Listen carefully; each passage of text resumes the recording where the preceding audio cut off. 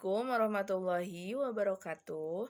Perkenalkan, nama saya Yulianti Pertiwi dengan nomor NIM 18620500108. Salah satu mahasiswa di Universitas Pancasakti Bekasi.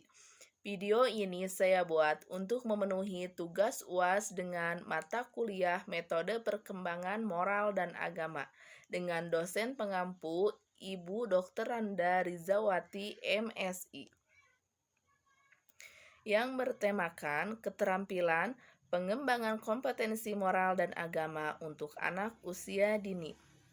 Perkembangan moral dan nilai-nilai agama pada diri anak usia dini dapat diarahkan pada pengenalan kehidupan pribadi anak dalam kaitannya dengan orang lain, misalnya mengenalkan dan menghargai perbedaan di lingkungan tempat anak hidup, mengenalkan peran gender dengan orang lain, serta mengembangkan kesadaran anak akan hak tanggung jawab.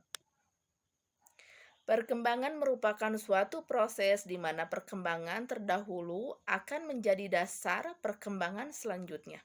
Berdasarkan teori perkembangan anak, diyakini bahwa setiap anak lahir dengan lebih dari satu bakat.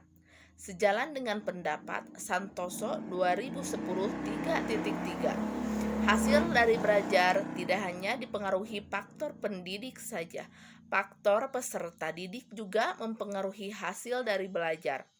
Perubahan yang terus-menerus terjadi dalam diri individu yang tidak ditentukan oleh keturunan, tetapi lebih banyak ketentuan oleh faktor-faktor yang di luar.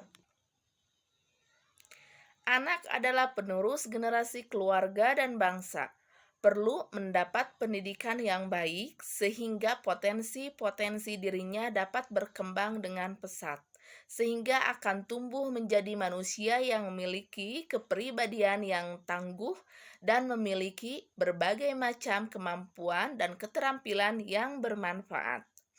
Oleh karena itu, penting bagi keluarga, lembaga-lembaga pendidikan berperan dan bertanggung jawab dalam memberikan berbagai macam stimulasi dan bimbingan yang tepat, sehingga akan tercipta generasi penerus yang tangguh.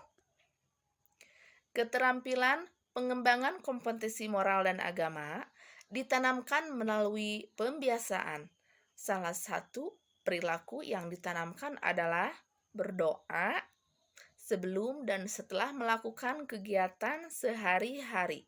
Berdoa sebelum makan, setelah makan, dan doa-doa lain yang disertakan artinya, sehingga anak hafal apa yang diucapkan dan tahu maksud ucapannya. Pengenalan doa lebih bermakna apabila pendidik berusaha menghadirkan situasi nyata dalam bentuk kegiatan sehari-hari, baik di rumah maupun di sekolah. Ketika anak hendak belajar, pendidik mengajak anak berdoa, yang sebelumnya dijelaskan kenapa kita harus berdoa, dan menjelaskan pula makna doa yang diucapkannya. Sehingga doa-doa yang sering diajarkan guru atau pendidik akan dimengerti anak, maksud dan makna dari doa tersebut. Proses pembelajaran tersebut ditanamkan secara terus-menerus melalui pembiasaan anak secara langsung ketika akan melakukan suatu kegiatan. Diharapkan bacaan doa tersebut akan semakin menginternal dalam diri anak dan akan membawa pengaruh dalam perilaku anak sehari-hari. Belajar dilakukan sambil bermain. Belajar melalui bermain dapat memberi kesempatan bagi anak untuk bereksplorasi, menemukan, mengekspresikan perasaan, berkreasi, dan belajar secara menyenangkan. Bermain juga dapat membantu anak mengenal dirinya sendiri dengan siapa ia hidup dan di lingkungan mana ia hidup.